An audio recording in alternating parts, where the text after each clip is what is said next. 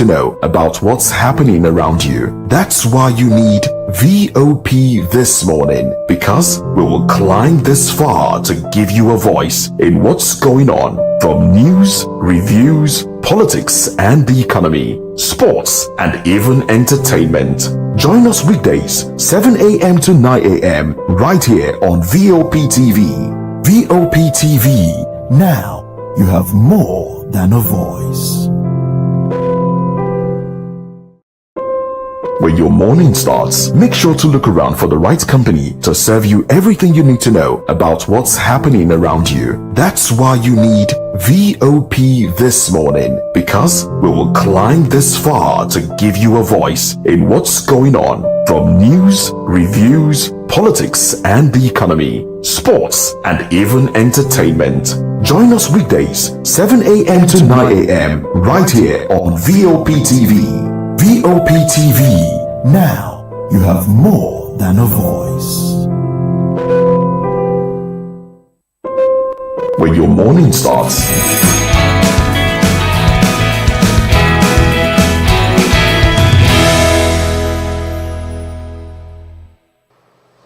oh well, it's a beautiful day in Lagos, Nigeria, and some other parts of the country and the world.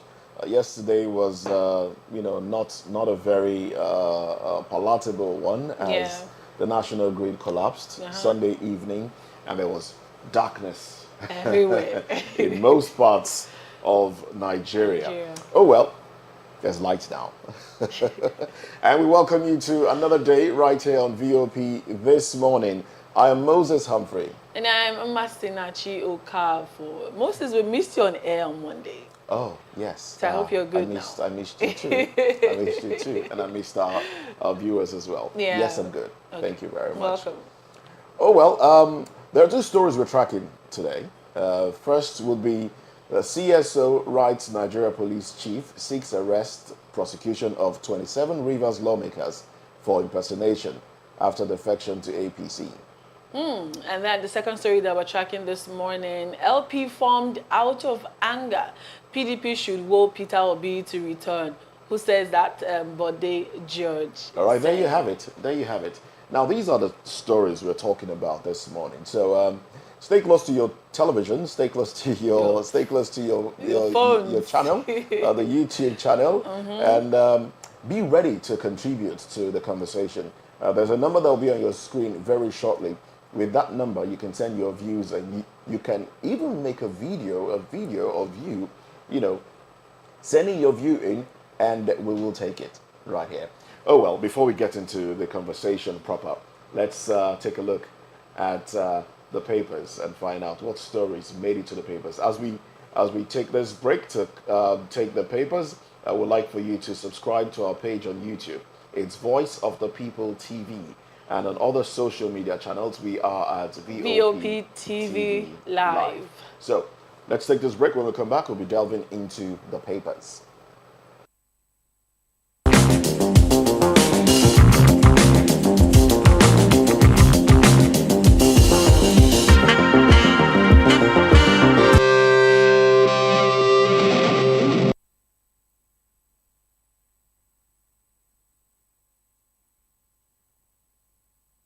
So interestingly, we'll also be going to the streets today to sample the opinion of Nigerians as it concerns stories that made it to the cover pages of some dailies with our roving correspondent Promise A. Yeah. In the meantime, let's start off with The Guardian.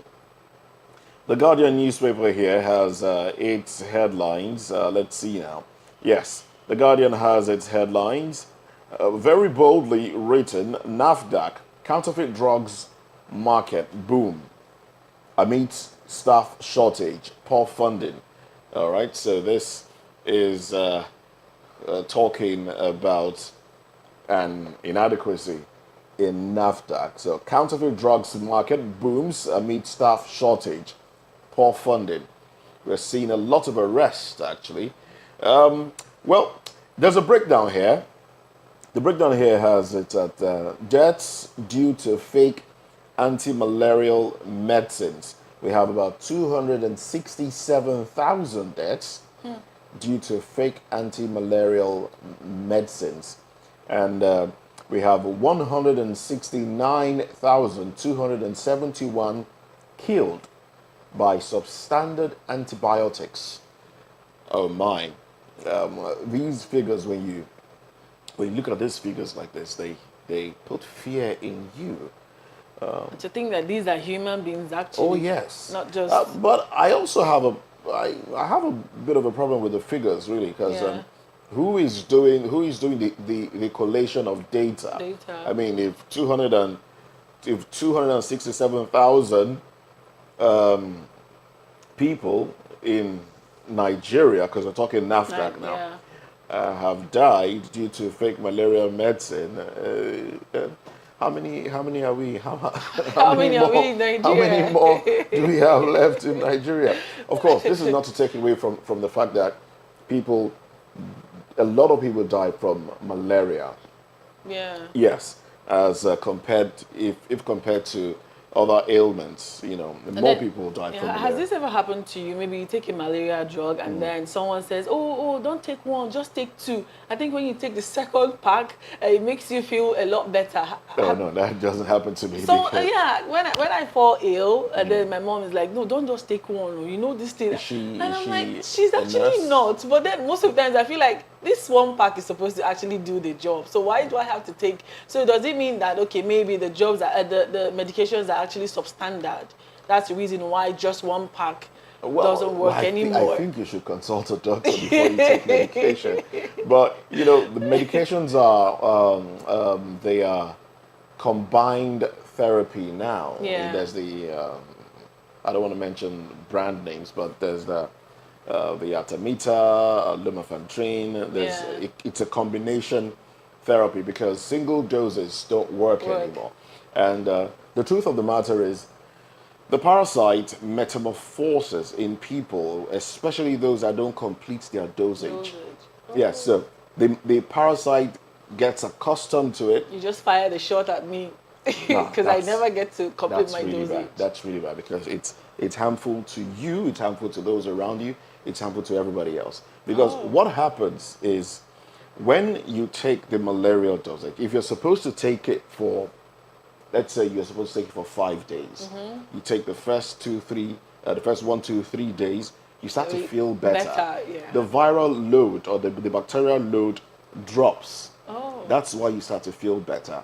So if you take it again, if you complete the 5, let's say for the first 3 days it has dropped to, let's say dropped to about 40%. That's why you feel better. Now, if you continue, it drops to about 10%, and then you're well. It doesn't disappear. Right. It drops to 10%, and you're well. But when you stop at 40%, Yeah. the malaria gets used to the drug. They interact and say, "Oh, guy, what's up?" So they become friends. Yeah. They become friends. Then when the malaria leaves, and when mosquito takes that sample, Yes. bites another person, that same drug will not work. Okay. And okay. when you take the same drug again, Yeah. it will not work as well. So they have to come up with combination therapies, and that's what happens to a lot of people. Yeah. So it's advised that you complete the dosage every time. If it's 5 times, take it. In fact, it's so bad that when they tell you take the first one and then take the second one 8 hours after, it's best you abide by that time frame. Someone is talking to me right now. Oh well, but we do have a guest. I think he's joining virtually. Yeah. All right, so we have Dr. Olawale Olatubi, who is a physiotherapist, specializes in sport medicine and orthopedics. He's the one that told me that I shouldn't sit for more than an hour. You sit, stand up, you stretch and all of that. Yeah. Well, I think he's joining us virtually, so we'll bring him into the conversation as we proceed. Some more information here. Okay, so he's in the studio. All right, so he'll be coming up very, very shortly. Oh well. Some more information here as it concerns malaria and budgeting. We hear that 97.1% of 7.648 billion naira budget goes to salaries, talking about NAFDAC. 2.9% left for capital expenses. And yes, the breakdown just continues right there. Yeah. But let's go to some other headlines from The Guardian. Israel-Hamas war, still a long way to two-state solution peace. Government to unbundle TCN, considers gas pricing in Nigeria. All right? And we also have Kwasu converts PMS vehicles to electric engines. All right? And 18 Osun pupils land in hospital after eating poisoned oatmeal. That's the Osun school feeding program. Well, the Yeah. government has said, the government has instituted an inquiry into this. Well, they put a stop to it. So let's find out what exactly happened. Let's find out what happened. How come there was food poisoning? What went wrong? What was the handling process like? All right. When you hear food poisoning, sometimes people feel, okay, somebody dropped some Something inside. Yeah, But it's not true. always the case. It could be the environment in which it was made, maybe something. Or maybe an expired stuff. An expired condiment was was used. It could be Yeah, anything. yeah. But there's an inquiry going into that one. Well, let's meet our studio guest, Dr. Olawale Olatubi, who is a physiotherapist and specializes in sports medicine and orthopedic. Good to have you with us in the studio. Good morning, Moses. Good morning. We've missed having you here. Yeah, right. I missed you guys too. Also, Okay. how you doing? Very well, Mr. Moses, thank you're you. looking sharp as always. Thank you very much. You look fantastic. You look fantastic. You well taken care of. Well, thanks to my wife. Oh my God. She's doing a good job. I was going to say that. Okay, married people. All right, let's take some more headlines here. FG backtracks, admits powerful Nigerians behind illegal mining, terrorism. Rivers Assembly crisis. Court gives Ehia's faction go ahead to resume seating. Army sacks brigade commander over Adamawa Police HQ invasion. All right, so yes, these are the headlines that we have on the Guardian newspaper. Well, I want to believe you heard a few of them. Yeah. How do you respond to these headlines? Yeah, well, major thing we need to respond is this: what is actually trending now is the River State political crisis. I just wish this thing just stops as soon as possible, even though we know it's not going to stop anytime soon. But I think it just shows how we need to work more on our political system in this country. What is happening in Rivers is happening generally in Nigeria as we speak now. So we need to reform the political system. I said it here before. Our political system needs to be reformed. We need to forget the old ways of doing politics and now get a new system of what works for us. What works for us. We should not follow what works for the developed countries. Let's follow what is working for us and let us see how it is, because politicians now are very focused about their personal selves and so they don't even care about who they are leading. They're not there to lead anybody. They're just there for their own personal pockets. That's just the thing. Unfortunately, so. Well, let's go on to another paper now. Yeah, moving on to Daily Trust this morning. The banner headline says, concerns over abducted students as airstrike kills bandits. Leader Kwaje says. Subrider says, over 50 other villagers still in captivity. Parents worried, pray for safe return.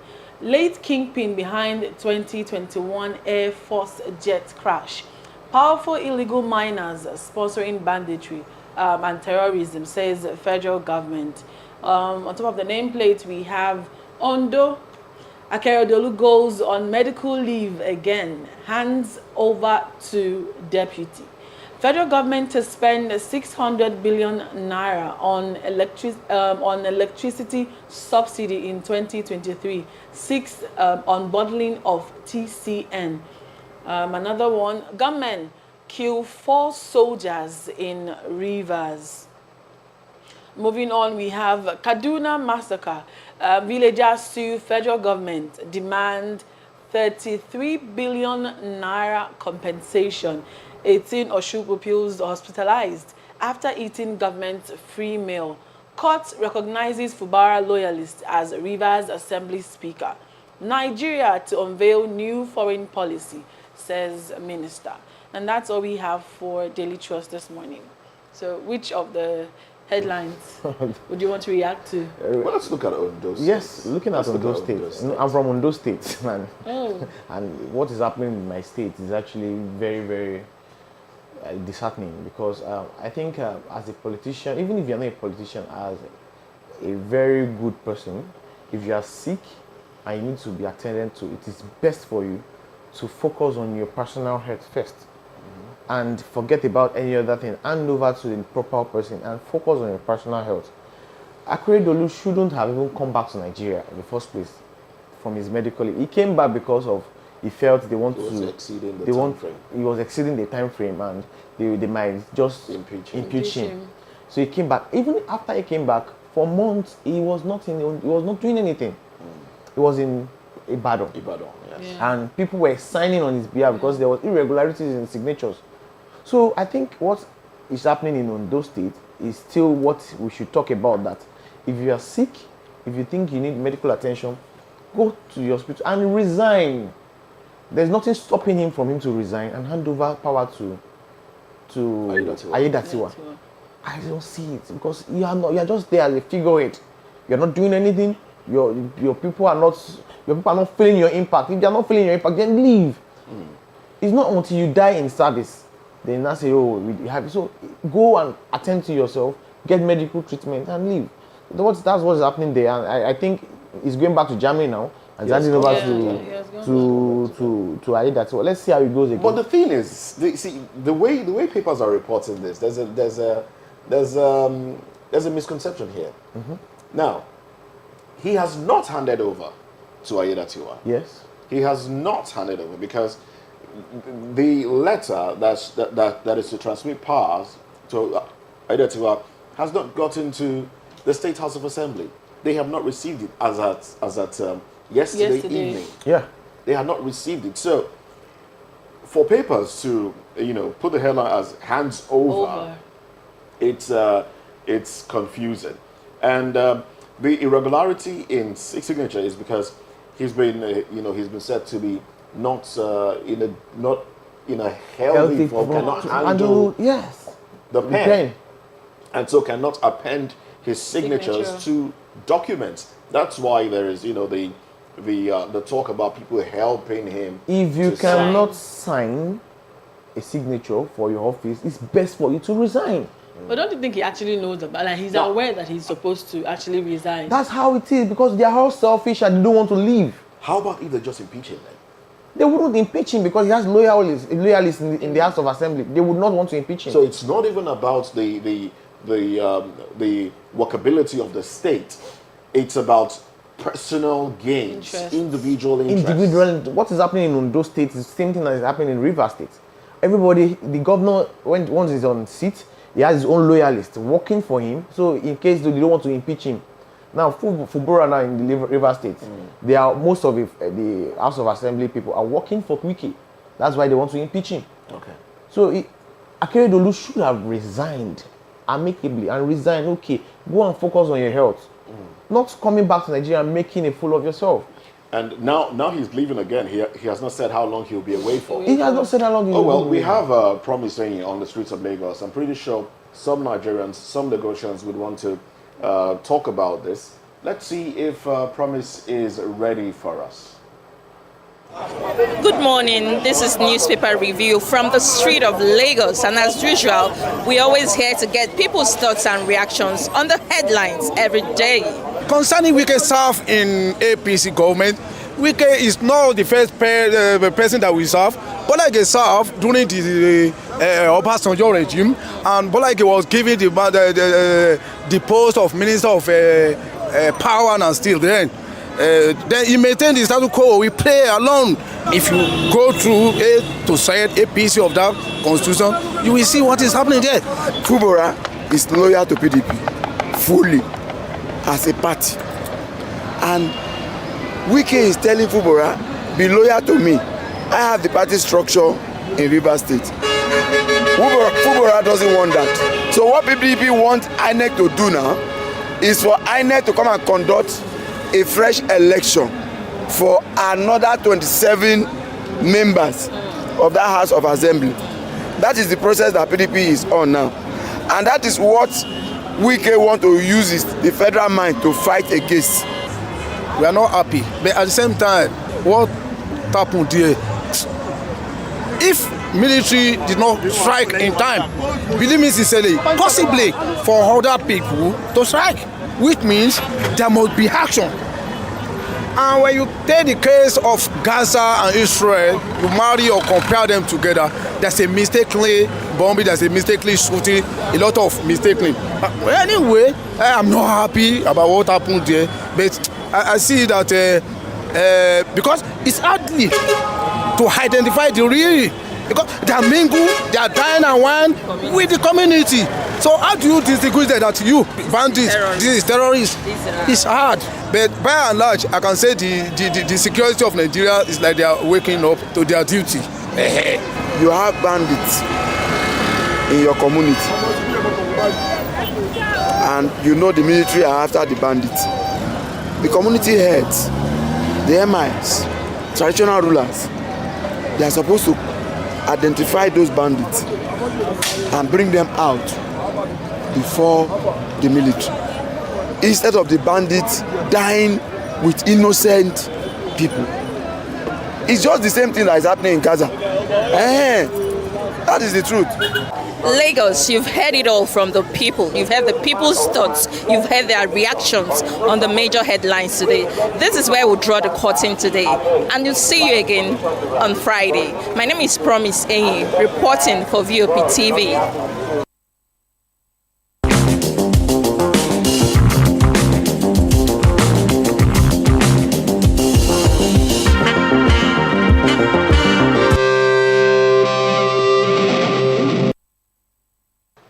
There you go. Thank you very much, Promise. And well, some Nigerians are talking about things bothering them. Yeah. Well, let's come back to the studio now.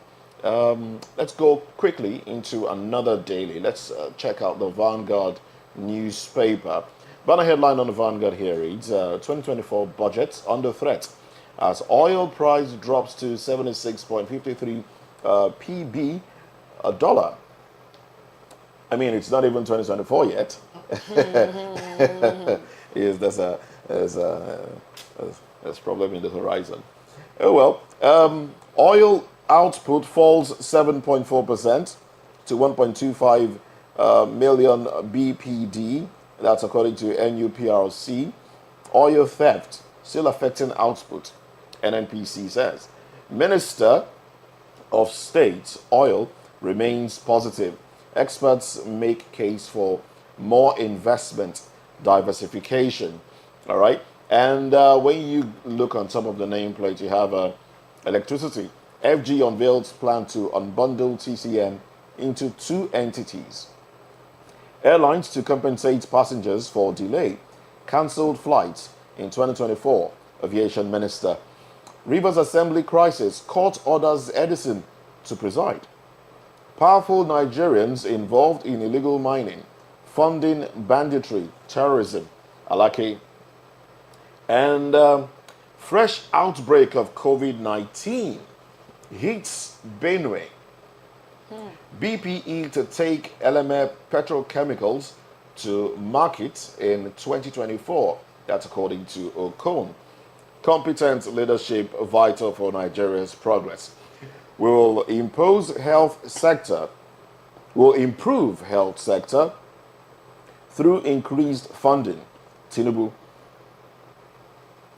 And then, and then we have sports headlines here. CAF award, Tinubu hails Oseni Oshuala Nadozie.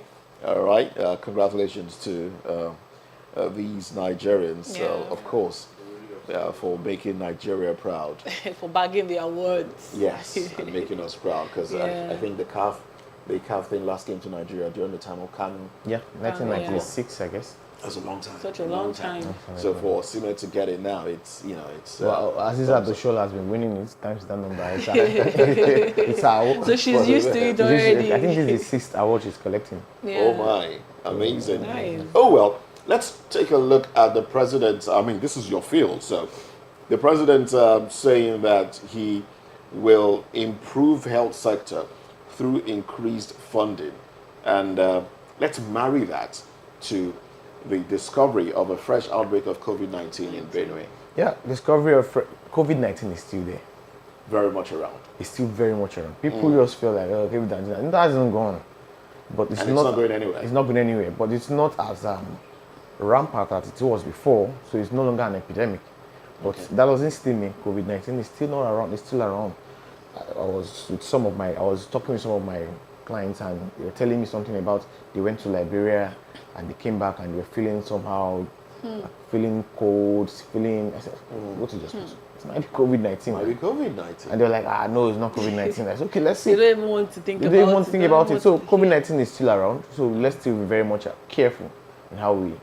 People have even lost the culture of washing hands and they've lost it. People don't even wear face masks. People don't even wear face masks again. They wear face masks because of dust now. Yeah. So now the federal government trying to fund to increase the health sector through funding. It's a good move.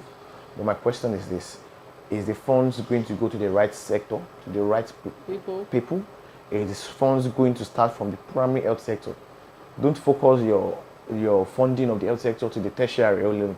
Go to the tertiary, to the secondary, and to the primary, because the primary health sector are drawn closer to the people. Because people in the rural area, for them to get good health care, is from the primary health sector. So fund them, let this funding go down as far as going to the primary health sector. Then it will be fine, because I see no reason why funds are coming from the federal government, and when it gets to the CMD or to the Ministry of Health or to the CMD or every tertiary institution, the money is nowhere to be accounted for. So it doesn't make sense. So I think it's a good move if they fund. That's what we'll be talking about. More funding to the health sector, fund the health sector, and let's see what is going on. Then from there we'll get a good result. That's my home take on that. All right then. Let's see now. Another headline we'd like you to respond to as we drop anchor.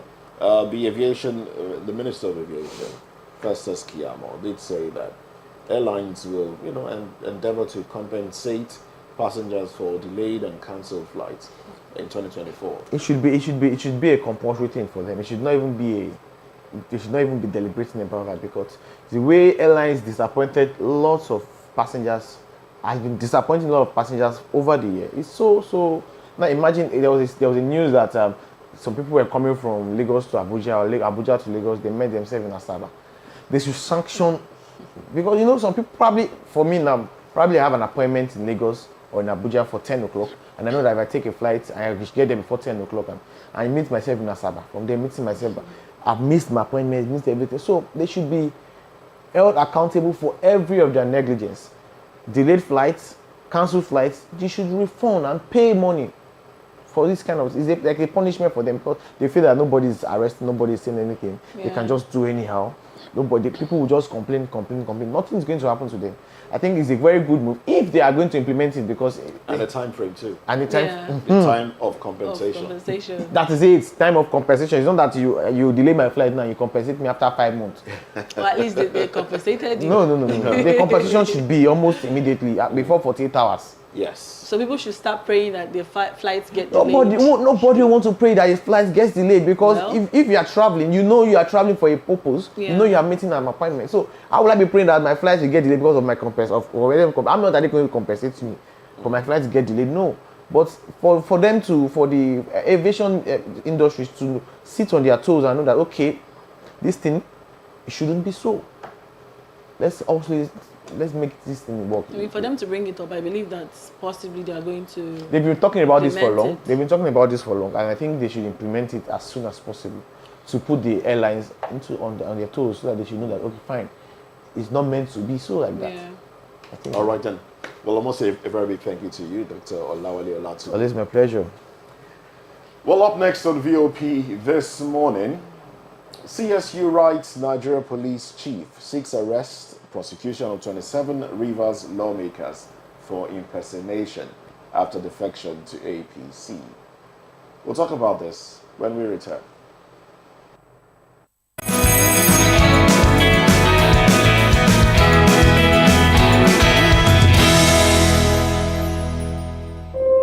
When your morning starts, make sure to look around for the right company to serve you everything you need to know about what's happening around you. That's why you need VOP this morning, because we will climb this far to give you a voice in what's going on, from news, reviews, politics and the economy, sports and even entertainment.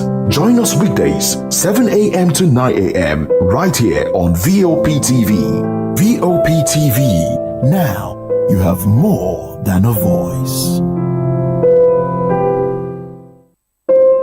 When your morning starts, make sure to look around for the right company to serve you everything you need to know about what's happening around you. That's why you need VOP this morning, because we will climb this far to give you a voice in what's going on, from news, reviews, politics and the economy, sports and even entertainment. Join us weekdays 7 a.m. to 9 a.m. right here on VOP TV.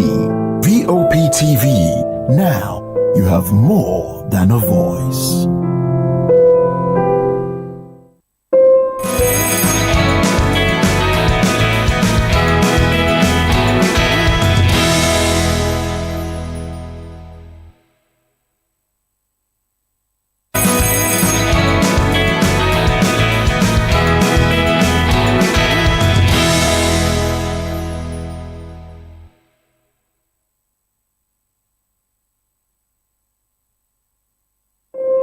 When your morning starts, make sure to look around for the right company to serve you everything you need to know about what's happening around you. That's why you need VOP this morning, because we will climb this far to give you a voice in what's going on, from news, reviews, politics and the economy, sports and even entertainment. Join us weekdays 7 a.m. to 9 a.m. right here on VOP TV. VOP TV. Now you have more than a voice.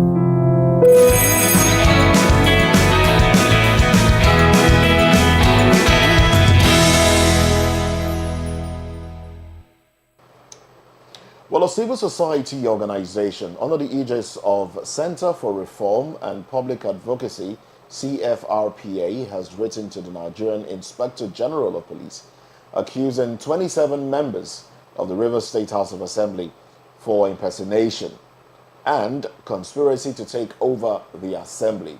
Now, the organization described the 27 lawmakers who defected from the People's Democratic Party, PDP, to the All Progressives Congress, APC, on Monday as former members of the House of Assembly. The CFRPA, in the petition to the Inspector General of Police, which was signed by its legal advisor, Kalu Agu, demanded the immediate arrest and prosecution of the 27 former members of the Rivers State House of Assembly that defected to the APC for the offenses of impersonation and conspiracy to commit treasonable felony.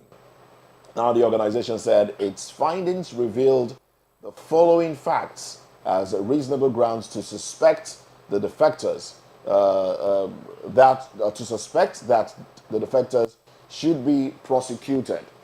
Well, it said the set 27 former members are still parading themselves as members of the said House of Assembly when they are no longer members by virtue of express provision of the 1999 Constitution and decided cases. Now, in a related development, the Rivers State High Court, sitting in Port Harcourt and presided over by Justice D.M. Danagogo, has restrained the 27 assembly members loyal to the Minister of the Federal Capital Territory, FCT, Nyesom Wike, from interfering and disrupting the activities of Rivers State House of Assembly under the speakership of Edison Ehie from carrying out its legislative functions. Speaker Ehie is loyal to Governor Siminalayi Fubara, who is at loggerheads with Mr. Wike, who, of course, is his godfather and immediate past governor of Rivers State. Now, do recall that the national leadership of the People's Democratic Party had written to the Independent National Electoral Commission, INEC, demanding fresh elections to replace the 27 lawmakers in Rivers State House of Assembly who defected to the All Progressives Congress. Oh well, staying with us, of course, in the studio is Dr. Olawale Olatibi, and joining us virtually is Victor Atewe, who is a media consultant and a public affairs analyst. Well, let me start with Victor. Good morning and welcome to the conversation, Victor. Now, 27 lawmakers from the PDP out of 32. This should be considered a big blow this should be considered a big blow to the PDP. All right, but here we are. Do you think Siminalayi Fubara can weather this storm? Let's start with that. Do you think he can weather this storm as it is? Now, as the executive governor of the state, trust me, if he knows his power and he knows how to use it, and permit me to take us back to this is similar to what happened in Edo State, during the times of Adams Oshiomhole when he was the national chairman of APC at the time, and you recall that he was trying to use his veto power on the governor as at that time before the governor moved over to PDP, and Adams Oshiomhole as at that time, some members of the House of Assembly rallied around him, and you recall that they stayed. In fact, most of them finished their tenure in Abuja. This case is kind of similar, yeah. But at that time, the governor, understand his power as the chief executive officer of the state, and he understands how to use it. You recall that Edo State, given to that at that time, we had 14 pledged allegiance to the then national chairman of APC, which was the Comrade Oseni, and but of course they were not allowed to sit at the Edo State House of Assembly. So those that were loyal to the governor were the one running the affairs of the state, and of course was passing budget as at that time. So this was, a similar case, related to that. So I really think that Simi Fubara, if he understands the power which he has, under law, he would know how to use it, and of course use it very well, and try to, because as at now he has the sympathy of the state, the people of the state, with him. So, and I think with that he can weather the storm if he knows how to, put his foot down and use the law, apply the law, because of course we live in a country where the law is only applicable to the rich, and of course they know how to use it. Just like you find out that by law, by our constitution, where there is no fraction or there is no issues within your party, you have no right to defect to other party. Automatically, for you defecting, you declare your seat vacant. But we know opposite is the case when it comes to our country, Nigeria. But I really hope and I pray that he used this situation to his advantage, because as he speaks now, the people from Rivers State are behind him, But of course, we know that the Minister of FCT is trying to use the federal might, and of course, trying to have his, like he said, is trying to have his base so as to be politically relevant in the state. So I believe he will weather the storm if he knows how to use his power in this case. All right, Mr. Victor, now the school of thought would say that the feud between Wike and Fubara is getting to a point where Wike wants him impeached. And then recently, there's a development that the governorship candidate of the APC on River State people through the Supreme Court, as at yesterday, Tony Colley has filed an appeal to the Apex Court, and then his prayers are for the court to annul the Rivers election and order INEC to reconnect election in the state. Now, how do you see this being played out? Trust me, for Tony Cole, Yes. for Tony Cole, it's just a man trying to seize the opportunity. I mean, the opportunity at the moment. You know, we know that's not going to happen. The tribunal has already affirmed Simfo Fubara as the duly elected governor of the state, and of course, he is just the man trying to, utilize the feud that's happening between the Minister of State and, of course, the Governor of Rivers State to launch his own appeal to the court. But let's just see how far that will go. I won't speak for the court. I won't preempt them. But given to this situation, the Minister of State is just trying to, we all know how this politics play. And it's just trying to show that, listen, I made you. And because I made you, I can determine what happens in that state. And I can say, like one of his interview that he said that, it's disappointing that some people who have no character, are judging him and trying to, trying to stand for the governor, giving to the situation which is cited about disloyalty, at the time when he wanted to appoint governor. His successor. He had other options, but this one appeals to be the one that, okay, it's a lesser evil, even though he knows that things like this would happen. All those shenanigans or whatever you want to place it, these are the political, these are just a display of power. And this one doesn't want to let go of the power, whereas the other one wants to feel like, let me work. And if you check back, now Minister of FCT, former governor of Rivers State, Wike, during his word, he has always said that he doesn't believe in godfatherism, but you see him playing the role of godfatherism in the state and trying to, hit up the politics in the state. So, forgive me. So, these are, for me, I think it's a bad time for Rivers State politics, and it's going to slow down, development. So the APC candidate is just trying to, seize the opportunity to launch his own. And I don't see that happening anytime soon, or even after 4 years. Maybe after 4 years, we can conduct another election. Okay. Well, we'll have to wait and see how things pan out, really, because things are heating up right now. But let's take this video of the defected lawmakers, 27 of them, they got into the State House of Assembly on the platform of the PDP, and now they are waving the flag of the APC. Let's take this video. These.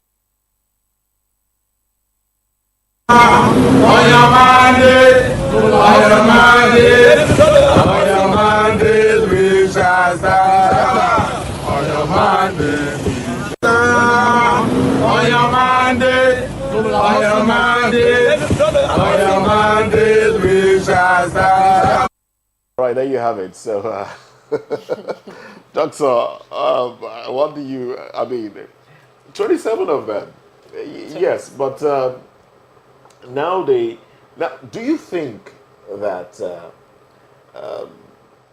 there will be re-election like INEC has been asked to do now? Do you think they will vacate their seats? We've seen, quick one that comes to mind is the case of the governor of Cross River, Ben Ayade, when he defected from the PDP to the APC. And he was still there. And he was still there. He actually converted the PDP house, the PDP secretariat in the state to APC. Hoisted the APC flag. But he was not, there was no re-election. There was no, talk about him leaving office. Do you think that will be done in this case? First off, I think we have a new national anthem in this country. Which is on your mandate. Just on whose mandate? You see, this thing is just so disturbing to me. What is happening in Rivers State is really, really disturbing. Imagine you have 32 lawmakers, and out of 32, 27 defected from APC. Before to I'm very sure to PDP. From PDP to APC. I'm sure the remaining 5 of them too will want to. Maybe 2 or 3 we want to just move away. And why is this happening? We need to focus more attention in reducing that godfatherism in politics, Nigerian politics. If this godfatherism in this Nigerian politics is being addressed, what is happening will not happen. Imagine you got a vote from APC. APC people voted for you. If there was even a proper election in Rivers State, that's the question now. Is there a proper election in Rivers State? If this happens, then one starts to wonder: was there a proper election? Because all these lawmakers, Wike single-handedly bought form for them and picked them. So, you want to be I'll buy form for you. Imagine buying form for you, and you have to be loyal to. That's why they are called loyalists. Someone that my helper or my helper. Yes, sir. So this is what is happening, and this is what they bought form for them, and they picked them and put them into power. This problem started from Wike. It started from Wike or from last administration. If you want to be in PDP, be in PDP. If you want to be in APC, be in APC. Stop doing like this. If you want to be hot, be hot. If you want to be cold, don't be lukewarm. If you are lukewarm, I'll spit you out. That's what the Bible says. So if you want to be hot, let's know you are in this part. If you want to, so you are in PDP, operating under PDP, you are still working behind for APC. We all knew what it did for APC to make sure that Tinubu entered power in Rivers, and you claim to be a PDP member. It doesn't make sense. What it should have done was come out and say it with your full chest. No, Wike talks a lot, and out of his talking a lot, he has said a lot of things. I don't believe in godfatherism. APC is a cancer party. I cannot believe. So he cannot come out with his full chest and said, okay, I'm leaving PDP for APC. Well, Wike has tried for PDP. He stood when everybody left. When APC came into power, everybody went to APC. It was majorly Wike that stood for the party. Now, they went to his back, they didn't make him the vice president, and he was angry and everything. Fine. Leave PDP and go to APC and stop causing this crisis around the Rivers State. People of Rivers State are not happy. They are not happy with him. Most of people in Rivers State are following Fubura, and they want to follow him to the full. So now, but the problem is this: in Nigeria, if you are not following the footstep of your godfather as a politician, you are not going anywhere. Godfather, that word comes up again. Well, let's take this video of Minister Nyesom Wike saying that, look, he does not believe in godfatherism. Let's take this video and then we'll continue this conversation. Almighty, in my tenure, by the grace of God, I go. That's how God wants it. But see, when you are in a position to think that what's happening in Lagos State, you will do it here. It may be difficult. You cannot continue to say you must be a godfather of the state. That's the problem. It's not possible.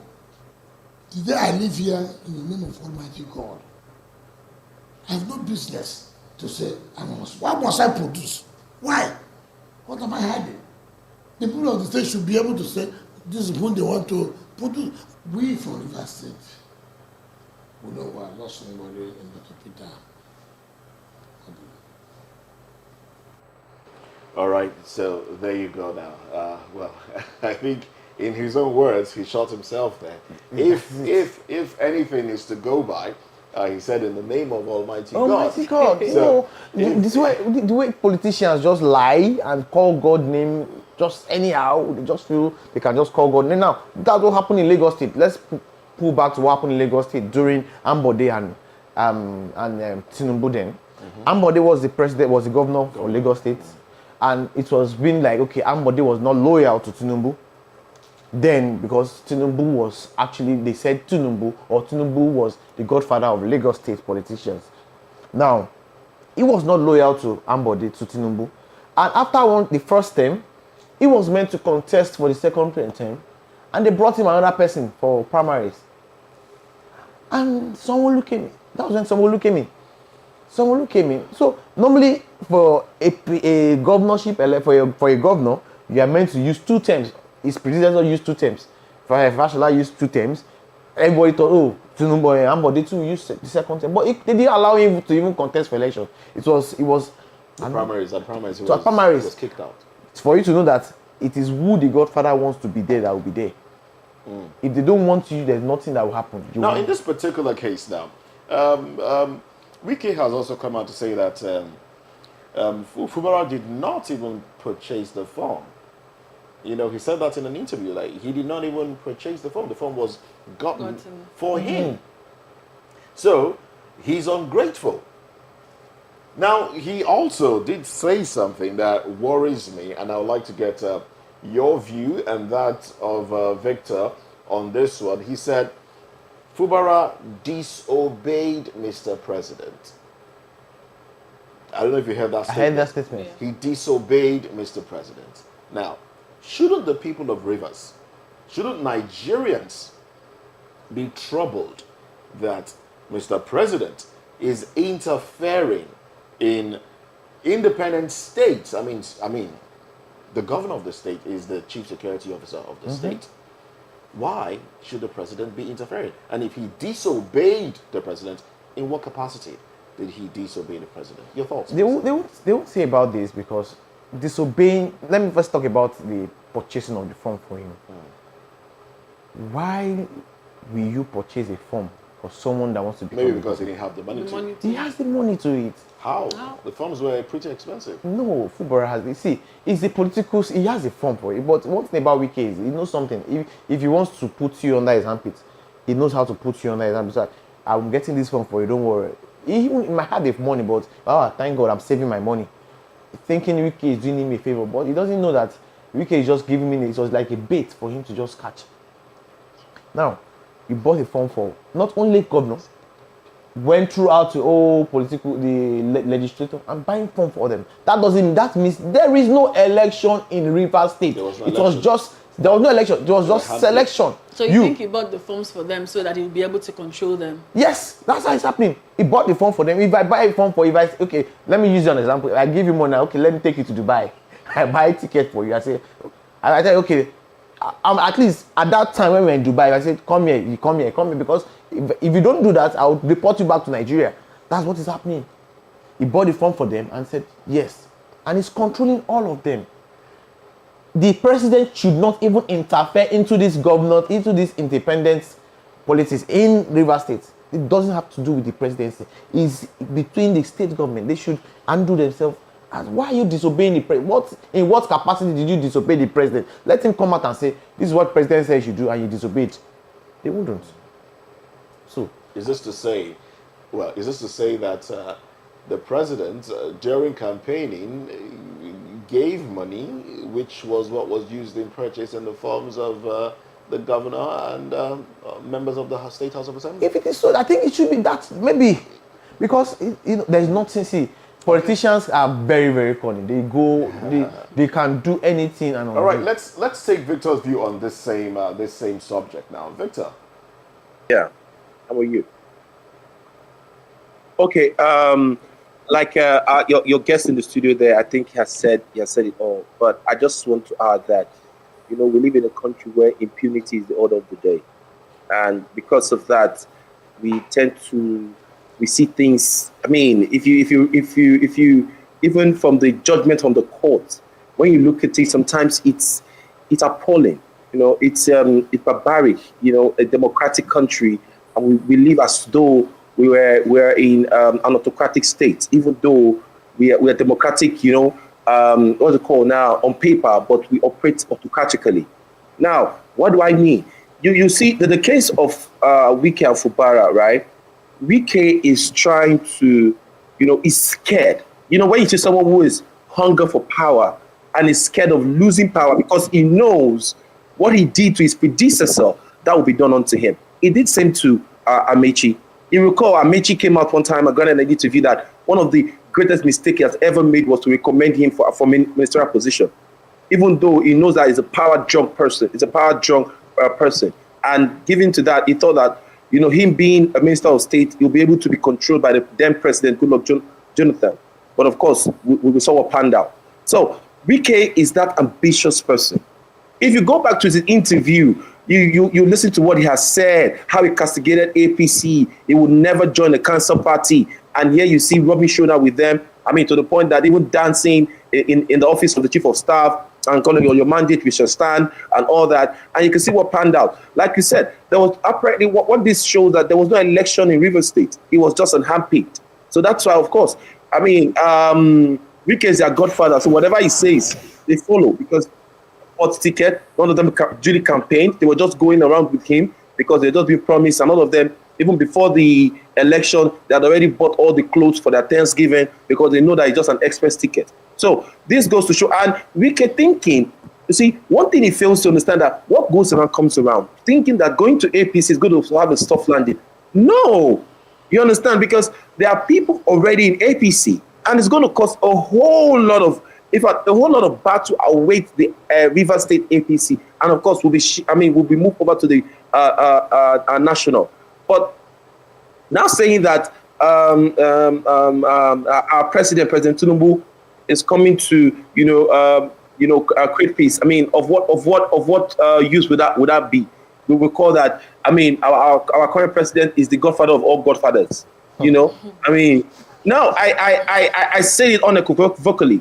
He's godfather of all godfathers, and we live in a country where you know that if you belong to the top, that's when the law works for you. So I'm just going to say that, I mean, Fubara should use his power, even though he might risk, that might jeopardize his second term of coming. But at this point, he should use his power. It has happened in the Edo State, though that happened during I think it was being the first time and the second time the governor moved to PDP. But of course, the governor used his power at that time, and of course, he used it very well. And that happened even though the then Commander Shumole, had the backing of the president. But of course, you understand that at that time, President Buhari had to give a free hand. But I don't see that happening during, our current president. He wants to control everything that he laid his hand on. And so that is playing out. So that's why you see that rather than Minister Wike to focus on FCT and see how he can develop FCT, he's still concerned about, Rivers State and trying to build on it. So we see that playing out. So I don't see any reasonable thing coming out from it. I mean, more drama still to unfold.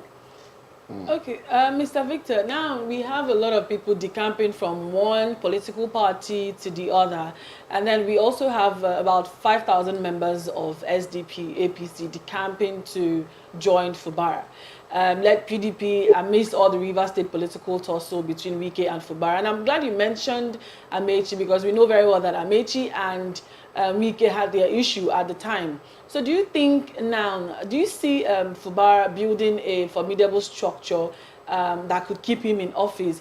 And do you see Fubara forming like a team with Amechi to make sure that he's not being removed in power?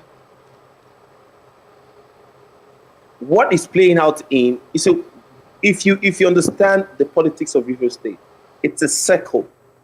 Even when Fubara leaves office, the next person that's going to come will play the same thing. I really don't know why. I don't know why this happens. If you recall, I think the only person that never had that drama is Peter Odili. You understand? But from Amechi down, it has always been a trend, where the predecessor fights the successor, and they all have that circle and all.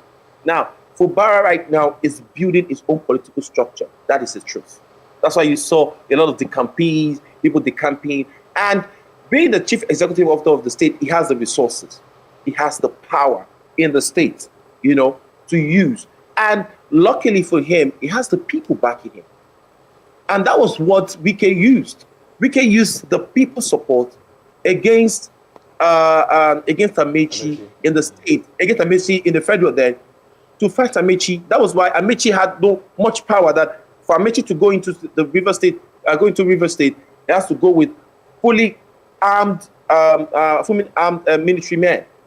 So the same thing is playing out. So Fubara right now is gathering his own structure, and of course, I won't be surprised, even though there is no cogent evidence to that he's working with Amechi. But of course, from the look of things, he is open to work with anybody so as to win this battle. This is a war, so to say.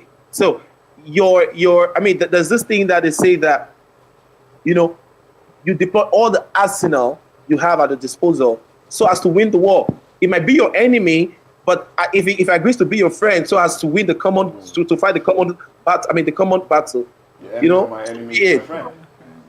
Yeah, that's the word. That's the word I was looking for. So that exactly is what is playing out. So Fumbara is trying to, and trust me, from the way I'm seeing it, he's going to win. But it's a battle that he must be ready to fight dirty, because we can't fight dirty. He must be ready to go that far. He must be ready to drag himself in the mud and ready to, Fumbara is a man of a few words. He doesn't talk as much as his predecessor, so he doesn't talk that much, and a man who doesn't talk that much seems to be very dangerous, but because you will see him coming.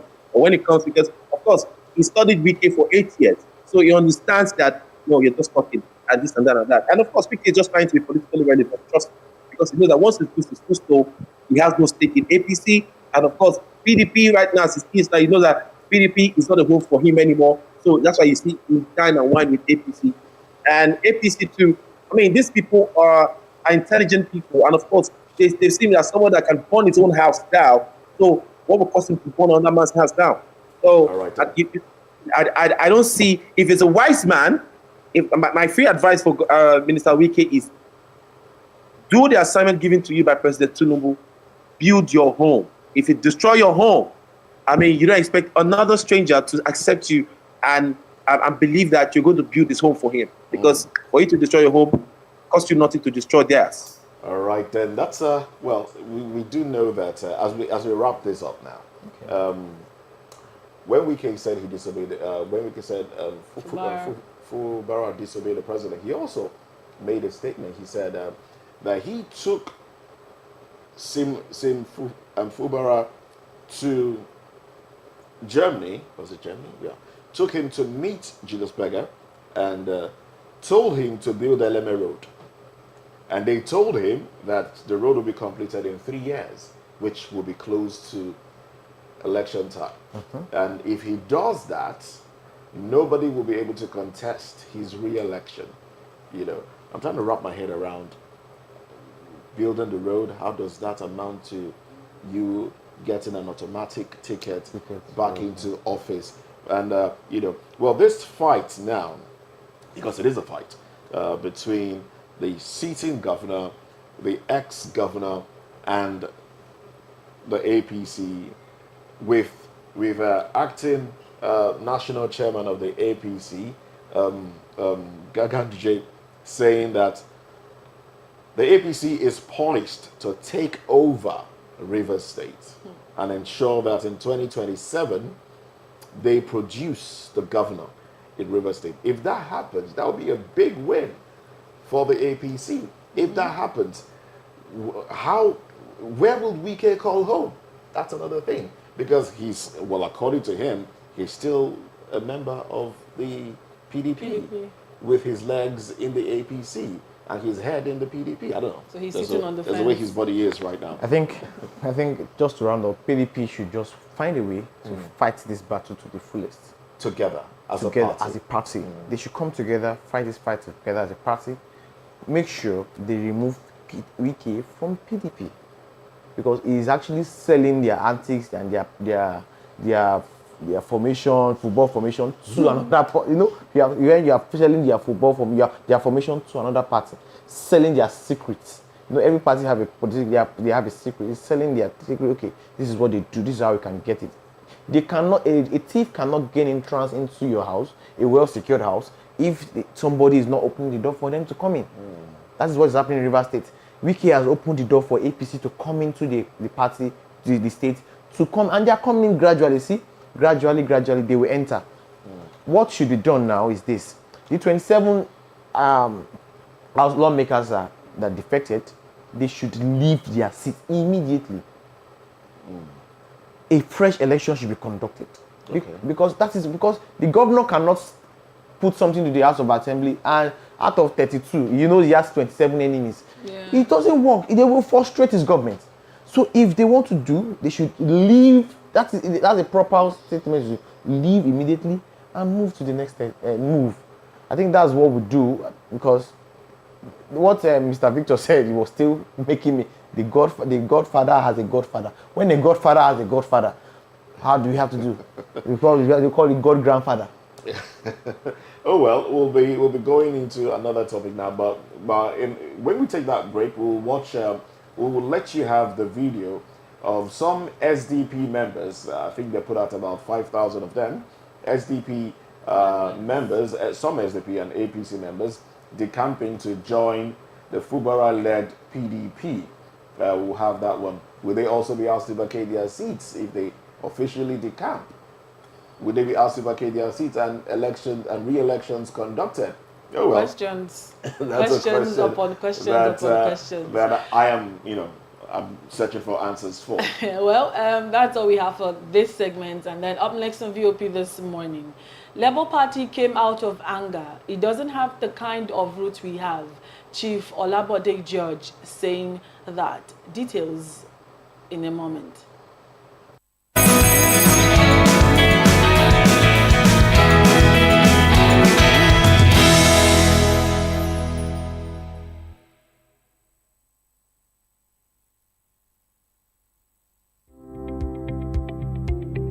There seems to be scarcity of the Naira note across the country, despite the announcement by the Central Bank of Nigeria that the old Naira notes are still considered legal tender. Recalling that the CBN had affirmed that it has enough currency notes in the market and hence no need for panic withdrawals by members of the public. Despite this announcement, there seemed to be a luminary scarcity, and somehow Nigerians seem to be calm about it. Or should we say they are ignorant? Now let's go into the street of Oshodi Solo to hear what the people has to say. Our leaders, they don't misleading us. They are bad people. You understand me now? They know they are fighting for their own pockets. You understand me now?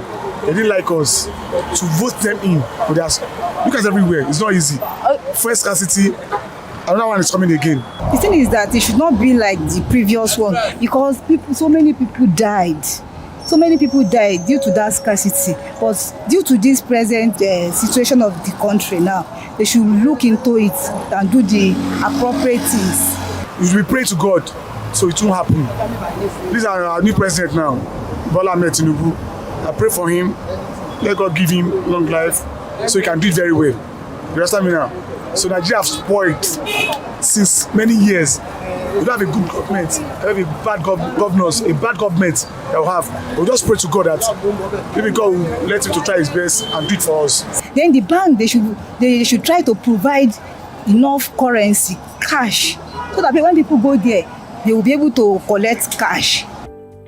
Well, that's his gratitude that over 5,000 decampees from various political parties are now here to show support for the God-choosing governor of Rivers State.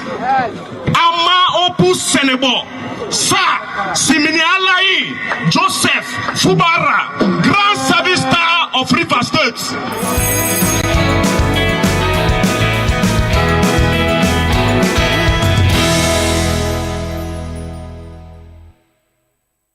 We have a lot of decampees from a lot of various parties. But, well, welcome back to our next topic of today.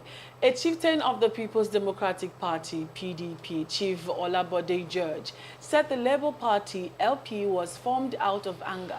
To this end, Chief George said LP lacked the structure to win national elections. The former PDP Deputy National Chairman called on the 2023 Labour Party presidential candidate, Mr. Peter Obi, to return to the PDP. According to Chief George, According to Chief George, the Labour Party does not have the root. I have traversed every state in the country. There is nowhere you will not know or hear about the party, about our party, because it carries the full color of Nigeria. He further said, the Labour Party was a movement. They don't have a solid root. LP came out of anger. He doesn't have the kind of root we have. LP is a wind. Where was Obi? We can still talk to him if he wants to. I have no iota of tribalism in my blood. I stand to fight for inclusiveness for all Nigerians in the political process of this country, and especially in this party where some of us have suffered a great injustice for the fight of equity and justice for all. Now, that's Bode George saying all of this. And we still have in the studio Dr. Olawale, a philanthropist, a physiotherapist. He's also a specialist in sports medicine and orthopedics. Okay. I know we also have our virtual guest this morning, yes, Mr. Victor. Atere. Yes, and then I believe sometime on the show we're going to have, okay. So I'm going to start with Mr. Victor this morning. Now, when Peter Obi left PDP when he left PDP, there was this blame game between Wike and Atiku saying that Peter Obi left for a reason. Now, Atiku's team also said that it was Wike's attack on Obi over the control of the PDP structure in Anambra that made Obi to leave PDP for LP. And then Nyesom Wike had claimed that Peter Obi jumped People's Democratic Party for the Labour Party because of the moves by politicians to hold power in the north from the PDP. Now, I want to know what you think about that. Saying what Mr. Bode George has said about Peter Obi, saying if he's ready, that they're ready to talk about defecting back to PDP. Well, what Chief Bode George said is not far from true, because truly, the candidate, the presidential candidate of Labour Party, of course, left PDP, out of anger, and of course the over monetization of the polity as at then. So, and you recall that they left because he felt that buying of candidates and with exorbitant amounts, it could not play in such field, and because of that, he moved off to Labour Party and he got support of Nigerians. Well, having said that, the truth is, you see, what we fail to understand, these politicians fail to understand that the political terrain is changing. It's changing, but they're trying to box Nigeria to that two-party system, APC. No, they're not different. They're just the same. They're just the same, just like it's just the same father, but the different mother, so to say. So, but Labour Party is birthed out of the yearnings, the frustration, the abnormalities in our political system, and these, Nigerians, majority who supported Labour Party saw that coming, and because of that, saw that, and that was the reason why we leveraged on that. And so far, so good. A party that was just formed in less than 6 months had senators, had House of Rep members, national, in state, has a governor, and they've done well. So him moving and him asking, Mr.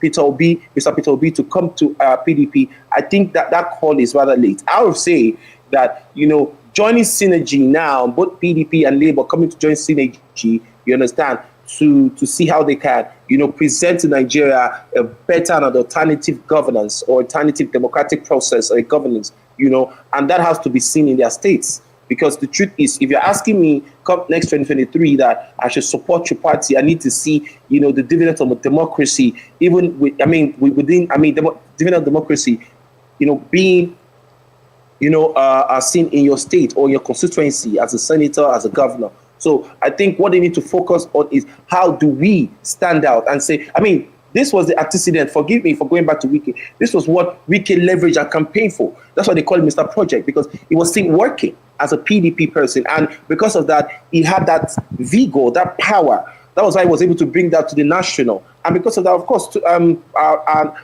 Tinubu had to align with him.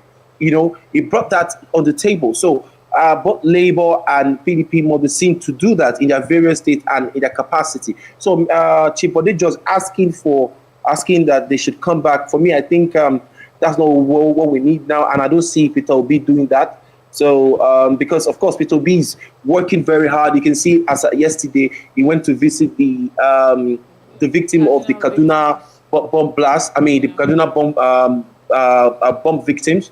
So you see him that he went there. So he's really doing a lot, to show that it's on the side of Nigeria. So I don't see someone like that come in. And I would rather say PDP should beg him with their presidential ticket if they really need to, if they want him desperately to win the next election. So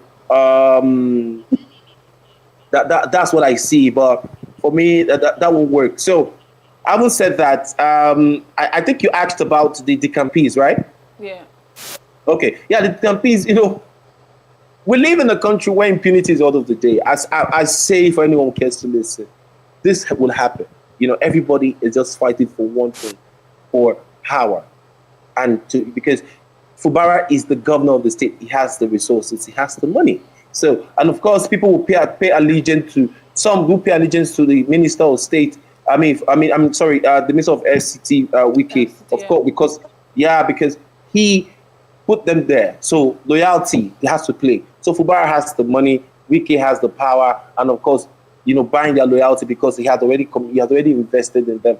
So everybody, the campaign and cost carpeting is the order of the day. And trust me, I don't say our judiciary is doing anything different, because this is a part that our constitution needs to come into play and be used to say, you vacate your seat not because your party had issues, not because there was a faction in your party, automatically your seat is declared vacant. But that will happen. But of course, if the governor knows his power, like I did say earlier, you can play the card Obaseki played, and those 27 the campees to APC will just be conducting their affairs in Abuja, and the governor will continue to run the state. Like what happened in Edo State, and the governor will have a smooth run, and of course pass his bill, in fact expressly, and you see him working, and nothing will happen because it has happened before, and this will be the first, nor neither will be the last. Until we begin to strengthen our system and our institution, trust me, nothing will happen. All right, then. Thank you very much, Victor Atewe. Let me come to Dr. Olawale Olachibi in the studio with us now. So here we are, the PDP. We're back to the talk about structure. During prior to the elections, there was talk about, Labour Party doesn't have structure. Labour Party is not going to go anywhere. They're not going to be in anything. They don't have structure. But we saw the offset that they had. There was a major impact. It was a movement. It wasn't about the party. It was about the Peter Obi movement. Now, do you think that movement, if sustained, is what Peter Obi will need if he intends to contest in 2027, which a lot of people think he should contest in 2027? Do you think that movement will sustain him, or do you think he needs the structure that the PDP supposedly will provide? Let's look at the governors, how they are spread now. We have 20 APC governors. We have about 13 PDP governors. We have one Labour Party governor. We have one APGA governor. That's some structure, isn't it? Yeah. That's a lack of structure on the part of the Labour Party. Yeah. If you want to look at the power that they wield in terms of the governorship, seat. So how do you react to this? First off, Labour Party was not formed out of anger. Labour Party has been in existence since 2002, if I'm correct. And it's been a social democratic party right from then. And now, this thing that is happening to Labour Party and Peter Obi, Bode George was right, Chief Bode George was right, saying the Labour Party was a movement. It was like a Peter Obi's movement then, because people were just following Peter Obi, like, okay, we want Peter Obi to be the next president. And they came up with, there is no structure. They were surprised to see the kind of votes Peter Obi and Labour Party pulled out, and they see the support they got. Now, for a With the slang, we know they give. you know, they give shishi. So the thing is this. Now, for a political system to really thrive well in this country, to the extent of the presidential seat, it needs the support of governors, House of Assemblies. That is one of the structures we're talking about. Okay. It also needs at least each state, each local government should have a good representation of the party in each of these local governments and the states. That's one of the structure we're talking about. Now, we are now having the third force now. Before it's always been PDP and APC. Now, it's now PDP, APC and Labour Party. PDP and APC don't want Labour Party to come into play because Labour Party is still going to steal either of their votes. That is why they are finding how it is possible to make sure that Labour Party is out of it. And if the Labour Party is wise enough, they would continue this force and momentum they started. They should not relent. They have 4 years to build this structure they say they don't have. Fine, if they don't have people in the governorship election, the governorship seats, let them go into the states, the local governments, word by word, get the structures done. Don't you think they did that? It was just rushing during the 2023 election. They had not gotten into the deep part of Nigerians. You understand? Now, what they should do now, the momentum they started at that time, they should continue this momentum because PDP and APC are already making now strategies. That is one of the strategies of APC is to get the states, other states. That's one of the strategies. So, Labour Party, what Labour Party should do now is work on getting your structures done in the next 4 years. Yeah. Get your structures done. Your word by word level should be into place. Then they will see what they can do. I don't want PDP and APC, always PDP, APC, PDP. There should be PDP, APC, and Labour Party. The third force should always be there. That third force is very, very important because if the third force is there, they should know that now they cannot just do anyhow. 2023 election is 2027 election is coming in next 3 years. 2024 is next year. Next 3 years, 2023 election is there. What they should do now is to make sure that Labour Party and they should make sure that they get this structure done. The momentum, focus on this momentum. Make sure that people come in, the word by word, come into power. Yeah. I think that's what is going to happen. So, seeing what played out in the courts, Obi being told that he doesn't have enough evidence and all of that that he didn't really win the election. Don't you think that Obi was he didn't really push as much as he was supposed to push? No, there's nothing to make sure that the mandate. No, there's nothing. He had done his own. Got to court, bring his own evidences, and the court said no. If the Supreme Court has given its verdict, there's really nothing he can do. What he can just do is just re-strategize. And that is what we are talking about now. Re-strategizing yourself for the next election to come. Before you say next 4 years, the next election is coming. So, Labour Party is not formed out of anger.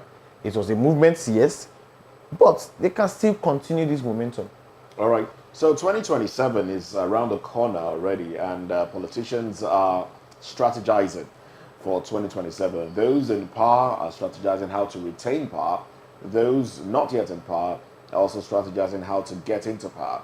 The PDP, as it is, the national chairman of the PDP has said that, look, PDP needs members, needs people, because, I mean, numbers matter in this game, all right? So he has said that they will find a way to make peace with aggrieved parties.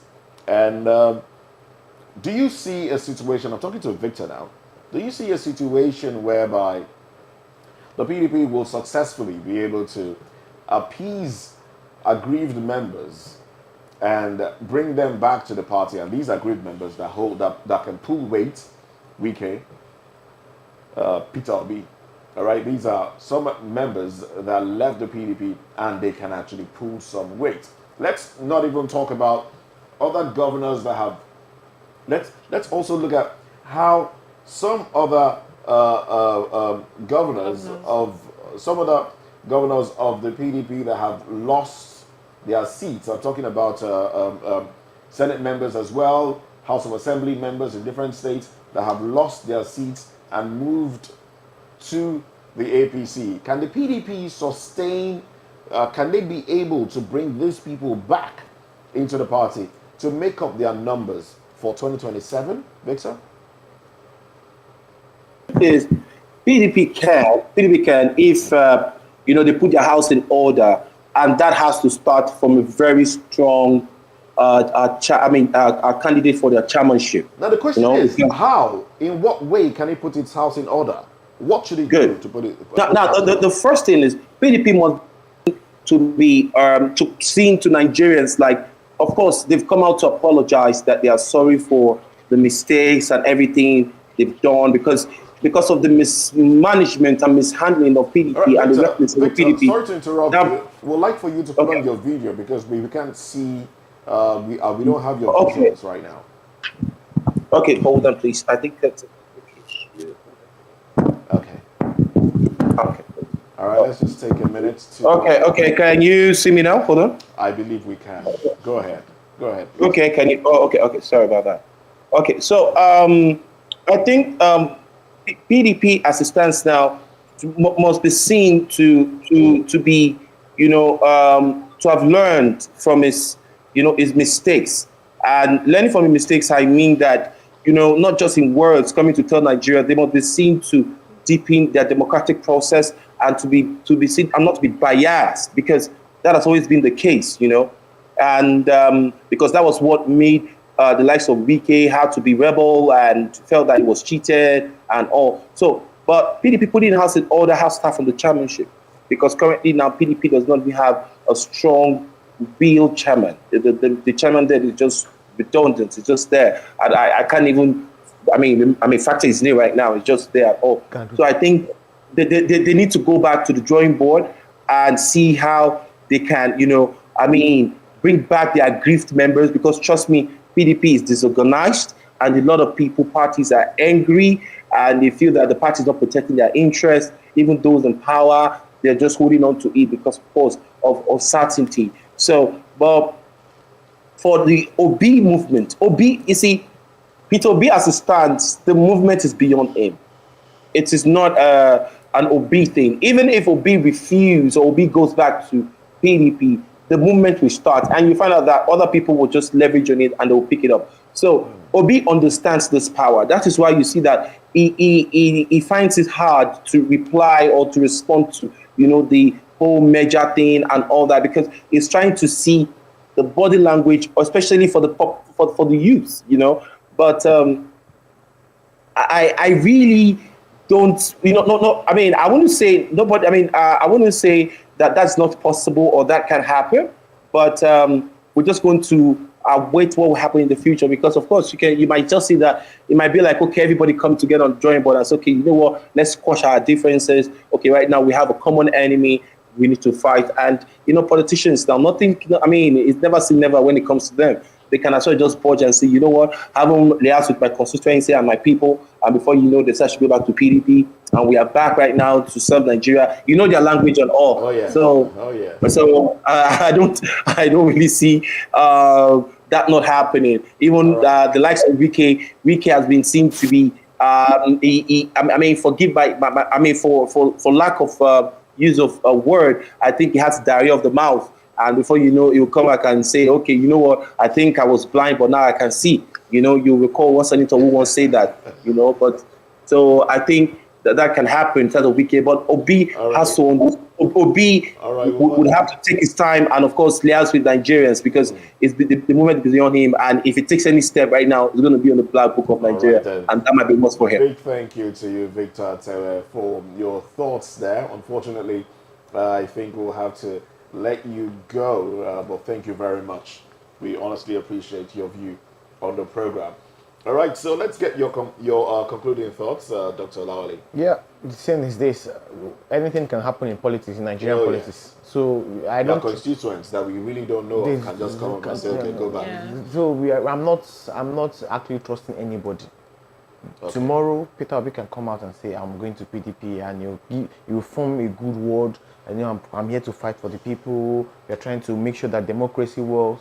Now, and they go to PDP. And you know one thing about Nigerians. But if he goes to PDP, what then happens to Atiku, who has what one can call a lifelong ambition to be the president of this country? The thing is this: if PDP still wants to be in this presidential race, I would really give them this piece of advice: take Atiku out of this presidential. He should go and rest. Bring in more people. That is what is affecting them. Atiku should go and rest. He should rest and bring in another person into the board. I think it will help them. If they bring in Atiku again, I'm sure PDP they will lose again. So I think Atiku is the issue. It's not the issue. The major issue is still part of it. It's still one of the one of the major issue was the choosing of their national secretary, their national president then. So if PDP wants to come back to OP, fine. But I think Obi should stay and maintain his Labour Party, form a better alliance with other people, other political parties, SDP and everything, then bring out a good force. Work on their structure that they say they don't have, work on making sure their root is well, deeply rooted in every area of the country, then they can strive. I don't see them, carry the youth along as well. And carry the youth along as well. See, the youth are just still waiting. You know, they've not been talking. We're just looking. Let them. Then it's time for them to talk and voice out again. Let's see how it's going to be. I think that's just my closing remark. All right then. Thank you very much, Dr. Olawale Olatimi. We appreciate you for your thoughts here. Well, up next is business news updates. All right, so let's have that one, and we'll continue with some of the aspects of the show.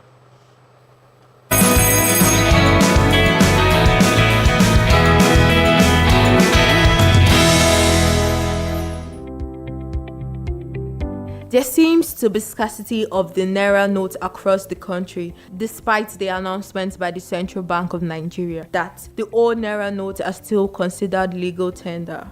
Recalling that the CBN had affirmed that it has enough currency notes in the market and hence no need for panic withdrawals by members of the public. Despite this announcement, there seemed to be a luminary scarcity and somehow Nigerians seem to be calm about it. Or should we say they are ignorant? Now let's go into the street of Oshodi Solo to hear what people has to say. Our leaders, they don't misleading us. They are bad people. You understand me now? They know they are fighting for their own pockets. You understand me now? They didn't like us to vote them in. But look at everywhere. It's not easy. First scarcity, another one is coming again. The thing is that it should not be like the previous one because so many people died. So many people died due to that scarcity. But due to this present situation of the country now, they should look into it and do the appropriate things. We should be praying to God so it won't happen. This is our new president now, Bola Tinubu. I pray for him. Let God give him long life so he can do it very well. You understand me now? So Nigeria have spoiled since many years. We don't have a good government. We have a bad governors, a bad government that we have. We'll just pray to God that maybe God will let him to try his best and do it for us. Then the bank, they should try to provide enough currency, cash, so that when people go there, they will be able to collect cash. Well, that is it for today on Voice of the People TV. If you enjoy our content, kindly follow and subscribe to our YouTube page at Voice of the People TV and at VOP TV Live on all other social media platforms. My name is Esther Uwak. On the 14th of June, the Central Bank of Nigeria, CBN, announced operational changes to Nigeria's foreign exchange market. The new policy signifies a pivotal shift in the country's approach to foreign exchange.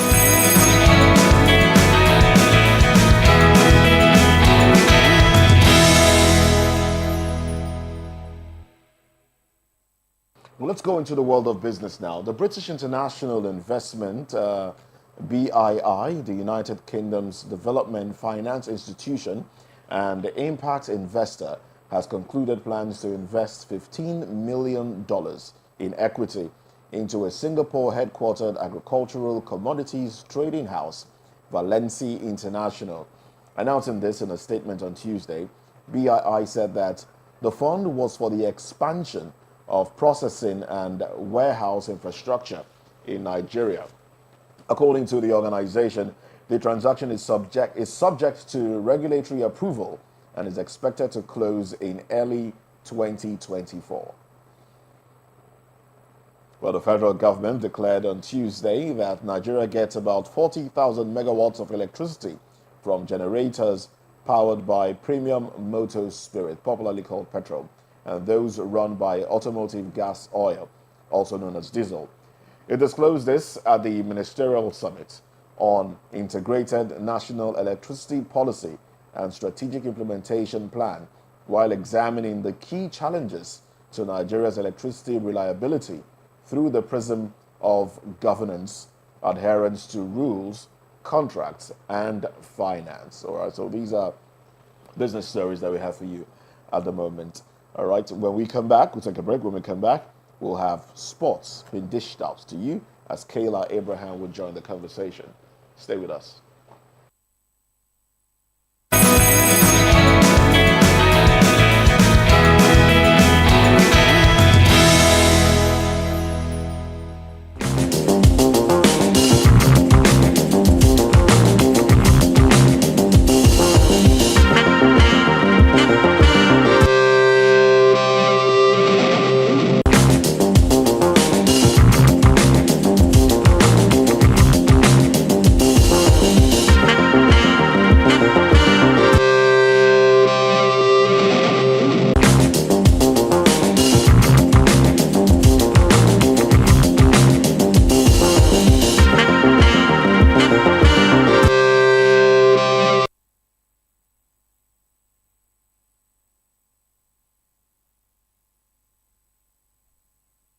Well, did I say sports? I actually meant entertainment. All right, so Kayla, good morning to you. Welcome. He's all right. I understand I'm a jack of all trades. It's fine. It's fine. Yes. Good morning, Moses. Good morning, Masinachi. Happy Wednesday. All right. On entertainment this morning, we have American singer Ciara and her man Russell Wilson. Well, they have announced the birth of their third child, which happens to be a baby girl. Congratulations to the beautiful, beautiful couple. Well, the name of the baby is Amora. The couple announced this via their Instagram on Monday, and they disclosed that they have welcomed their third bundle of joy. Let me give us a quick history on Ciara's relationship. So, Moses, many people know that Ciara was in a very public relationship with another American rapper, Future. Well, that relationship didn't look so good. It was a toxic relationship. It was a very, very somehow relationship, you know. And on getting to, move forward with Future, she had a child with him who happened to be a boy, and people saw that relationship was very toxic. You know, it looked after some point, it looked like Ciara didn't have hope with this love thing. But then Russell came from nowhere, and a lot of female artists in the global scene and in that part of the world, they always pray for Ciara's type of husband. So now her current husband, yes, Russell Wilson. A lot of people do this Ciara's prayer. I'm praying Ciara's prayer because she did disclose that she prayed for this man. Oh, really? Yeah, she disclosed that she really prayed, and she even has that prayer on an album with Summer Walker. That's another American music shed. So she said that everybody knows how her relationship was with other artists and other men, and it wasn't the best of the best. It was even put out there in the public and on social media. And now seeing her doing so well with her football player husband is just amazing. They have evolved, grown a very healthy family together, and they're doing so well. So congratulations to Ciara. I'm sure many women are still hoping on their Russell, yes, on their Russell Wilson, and they're hoping they get their own football or basketball, who knows, their own wonderful husband. But it's really interesting to see the couple expand and do very well. They have 4 kids now, including her own child with Future. Well, Ciara has 4 kids. Her first child is Future. And then the other 3. Yeah, and the other 3. So yes, congratulations to Ciara and her beautiful husband. Now let's move on to what do you have to say, congratulations to her. You seem really excited and happy. She prayed. I hope she will pray to stay in a marriage. She will pray to ward off issues that will come in marriage, because it's not a bed of roses. Hopefully, yes. There will be issues. I hope her praying will continue. Yeah. I just hope Why don't they pray for a regular man who has a 9 to 5? Stop it! Stop it! Hello, Sierra's come far. She has come far. Yeah. You know, but I mean, Moses. She's comfortable on her own, isn't she? So she should have prayed for a 9 to 5 man. A 9 to 5 man will not stress you. I mean, Oh my it's God. a regular. Moses. Moses. Oh my goodness. Speaking from experience, I disagree. Okay. I disagree with you. All right, but then. you know what? Whatever problem. Sierra prayed for me, who knows? Even if it's a 9 to 5, or she has a great man beside her, and she doesn't hesitate to make that known. Congrats to them, actually. She still looks very beautiful after 4 kids. Yeah, that's one thing. Yeah. And everybody knows Sierra for her great body. Yeah. I agree. Yeah. Okay, let's move on to Nigeria now, the Nigerian entertainment scene. Well, we've got serial entrepreneur and reality TV star Chioma Ikoko, popularly known as Chioma Good Hair. Well, she's come out to open up about her abusive relationship. So a lot of people see the beautiful Chioma, the fashionable Chioma, always, looking good, looking amazing, and they didn't know that she was once a victim of physical abusive relationship. Yes. Well, she's currently starring in a very, very popular reality show for the Housewives of Lagos, and she's one of the stars on there. Well, she didn't disclose her terrible relationship. We have the video, so let's hear what she had to say. In a relationship that was violent, like I say, that my first relationship. And how long did it take you before you broke out? But this is the thing, you feel like, oh, God will receive a visitor. God, that's not how it happens. Really? Because the most violent men are they're serial beggars. I remember the first time he did it, he stayed outside of my house. He slept outside of my house for 3 days on the floor in the rain, sunshine, everything. He was begging. Obviously, by the 4th day, I'm not a devil. I was like, come inside, sleep on the corridor. I woke up in the middle of the night. He was next to me on the bed. And they beg, they come and shower you with gifts and tell you all these things. And I'm very strong. You know that I'm a strong person. But even I went back, and then it happened the second time. So how did you find the courage to leave? Because, I'm genuinely I did not have the courage to leave. That is Chioma revealing what she had to do. And I mean, she already mentioned that the most abusive men and violent men happen to be serial beggars. They're there begging and, coming back. I'm sorry, I will never do it again. And, she took this man after some time until when she realized that, no, I don't think this is for me. And she moved on. I mean, Chioma, people know Chioma to be a very intelligent lady. She studied law. She didn't practice though, but she studied law, top great degree. She's a top entrepreneur and doing so great things. So it's hard. It was shocking to people to see that, because when they see certain people on social media, especially the celebrities, they feel they have everything got together, they have the right man, they're doing so great, and they never know that this is what some of them get to experience. Moses, you look very shocked. very appalled. No, just it's unfortunate. I don't know her. Yes, well, she's the top now. She's known. She's now popular because of the reality show currently going on. Okay. Yes, and yes. It's unfortunate. It's unfortunate what people go through, abusive relationships. It's really unfortunate. Now, the advice is when you see the signs, it's always better to make the move once you see the signs before it gets really intimate. And rightly said. Some of these people that are physically and verbally abusive, some of them are psychologically abusive. They have a way of making you feel like you're the problem. Right. I mean, imagine the guy staying outside in in the sun, in the rain. You will start to feel like a devil if you don't let him in. Right. It gets to a point where sometimes you do something and they hit you and they be like, oh, see what you made me do.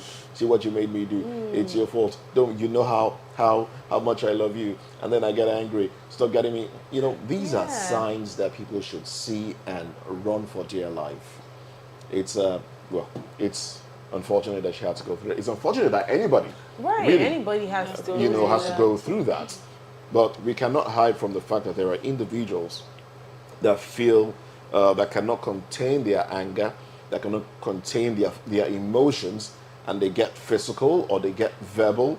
Whatever the case may be, people should be wary of signs. Yeah, and I think it's very should important. move. Knowledge is very important. Yes, people should when you move. have knowledge of something try to move away. I think that's great for Moses. I'm excited that, and I'm glad that she actually took the bold step to speak up. Because most people will be like, oh, I'm such a beautiful girl, and then I don't want people to know what I'm going through because, oh, people would say, so I'm actually going through this even in my capacity as a rich lady and all of that. So it's a good thing that she spoke out, and that possibly she's going to, has she left the marriage already? Or she left the relationship, a long time. So it's such a good thing, and it's a glad thing that she left, actually. Yes, and I think you spoke about speaking up, and that's also an avenue to help others going through the same. To speak up. To know, even if you can't speak up, just walk away. It's very important that you leave, because it will keep messing with you psychologically, like Moses said. Well, that's it on entertainment. Now let's get to the tea on social media. Moses, guess what is trending? I need you to guess right now, because something is really happening with the climate right now. And I don't. I don't. Well, I know that something was trending. Yes, was it yesterday? What or the day is that? before? Wizkid in Susulere. Oh, that is trending. That was trending. That's been trending. Hamatan? Yeah, okay. I said climate. Moses, you should have clicked. Oh, Hamatan. Yeah. Moses, you're not feeling cold? No, I'm not. He's very astute. It's not about the stew. So you didn't feel anything this morning. It just came. A lot of people on social media said the Hamatan came it's like actually here finally. like a thief at night. Well, we have so many reactions on social media. Please let's see. I won't take a survive this Hamatan as I don't get babe right now. Well, this is from someone on. Well, these are reactions. This is how they'll be showering this period. The Hamatan has come. You put one leg, put one hand, and you're out of the shower. Yeah, but. Yeah, this Hamatan came like a thief in the night. Honestly, I didn't expect it, Moses. Did you? Like you said, you don't feel it. So I've been waiting for this. It came late, actually, for me. This Hamatan is proudly sponsored by the people in relationship to touch. Well, I feel like I can relate to this, Moses. Torturing people like us. Oh, really? Yeah. Okay. Get yourself a good duvet. Okay. I will do that. Cover yourself with the blood of Jesus. Yeah, amen. I come want bread from nylon, make I go do tea. By the time I come back, I'm don't turn my bread to biscuit. Okay. Well, these are the things you really need this period: Vaseline and lip balm. All right then. Okay. Well, it's Hamatan should. I mean, it's even coming. I think it came early this year. Early? Oh yes, this year. I feel like it came 13. late, actually. This is a 13. Well, late in the general sense of it. Yeah. But early this year. You mean in Lagos or in other parts of Nigeria? In Lagos. Okay. In Lagos. There was a year. Was it last year or the year before that? Hamatan came on the 25th of December, and then by the 27th it was gone. Like he came to celebrate Christmas, and then he just left. So I think the only year I felt Hamatan in recent time was in 2020 December. Wow. 2020 December was reminded me of way back then, because I think the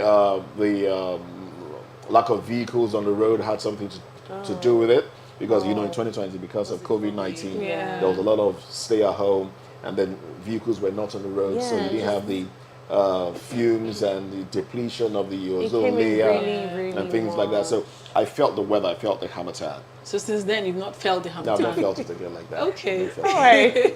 Well, Hamatan is here, and I think many people are loving it. At the same time, some people aren't loving it. I'm loving it. You're loving it? Yeah. Moses, I hope you feel it very soon. So, amen. Maybe tomorrow morning. Yeah, maybe tomorrow morning. If it's still around by then. Hopefully, should. All right, well, that'll be all on entertainment and the tea on social media. All right, thank you very much, Kayla. Thanks for having me. And up next is a sports update by James Adoy. Stay with us.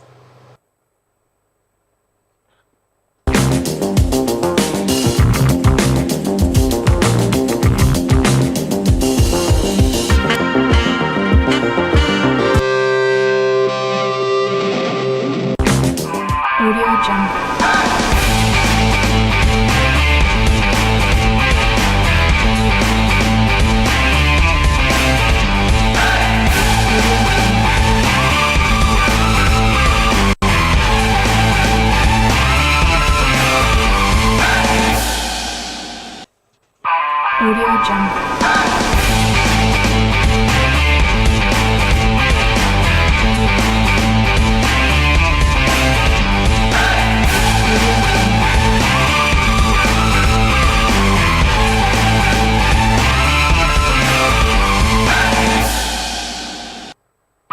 Audio Jungle.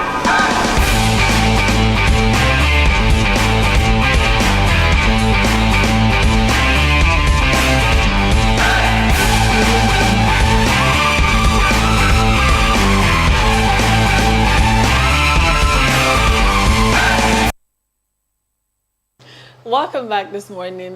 James Adoyi is here for the sports update. Good morning, James. Morning to you, Mercy. Morning to you, Moses. Why are you looking humble this morning? It's a good day to be humble. It's actually good to be humble.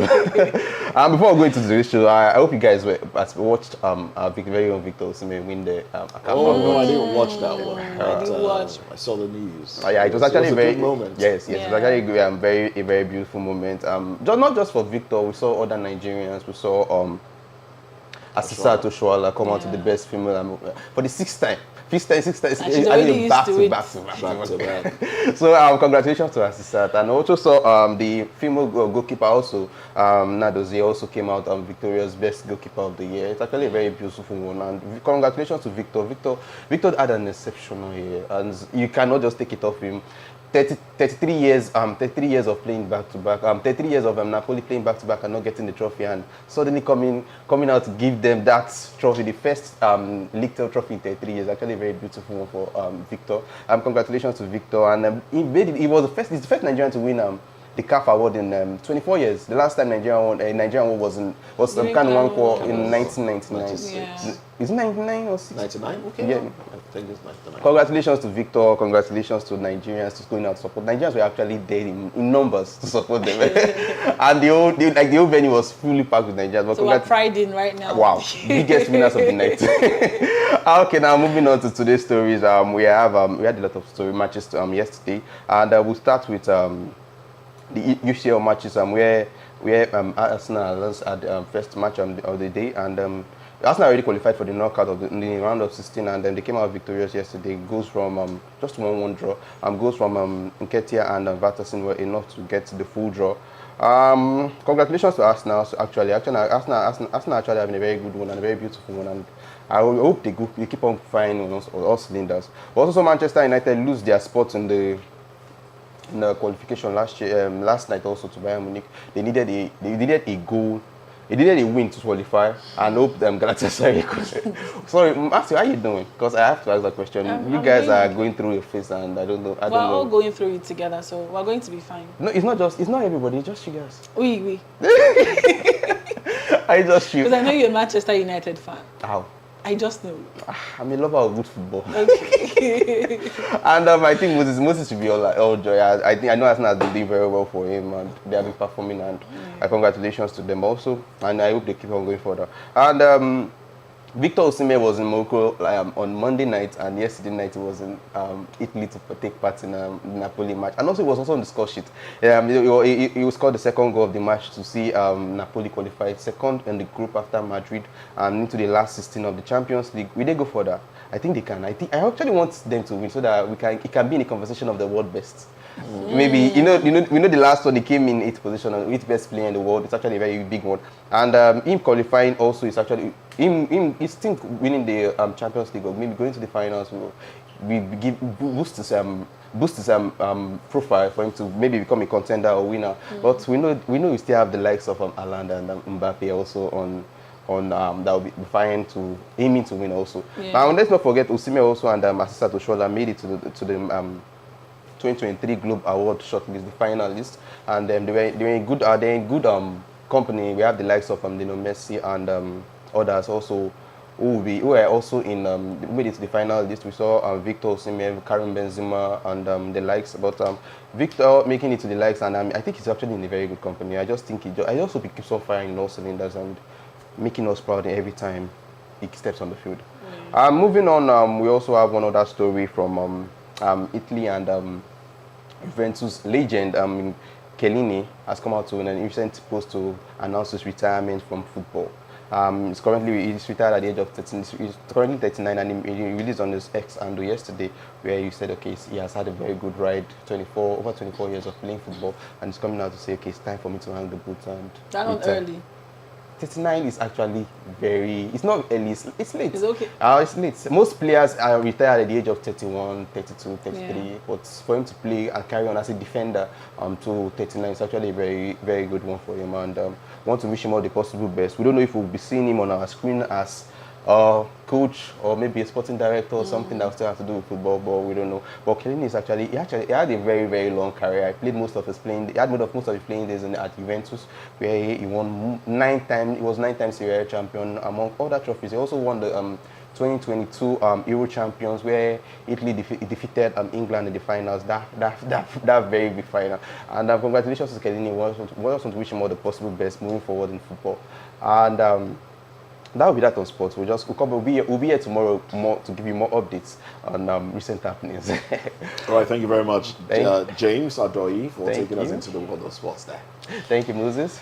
And it's been a comprehensive show. Oh Moses. Yes, that's how we wrap it up today. Yeah. On VOP this morning. But don't forget to always, all right, drop your comments or views underneath the post on Facebook, and we have a WhatsApp number with which you can contact us. You can be part of the conversation here. If you want to respond to the headlines we shared earlier, you can always make a video of yourself responding to the headlines. You want to put a face to your message. You want to put a face to your voice. So make good use of the numbers. Let's have the numbers linger on the screen for a little bit so our viewers can take them. Yes, so those are the numbers. Ensure that you put them down. VOP TV, yes. Those are that's why we are voice of the people. Oh, yes. Those are our designated numbers. So make good use of these numbers to make your voices heard right here on VOP television. Well, that's the show for today. I'm Moses Humphrey. And I'm Masinachi Okafor. Do not forget to join us on YouTube. We are Voice of the People TV, and on all other social media platforms, we are VOP TV Live. Stay tuned for more programming. Have a wonderful day.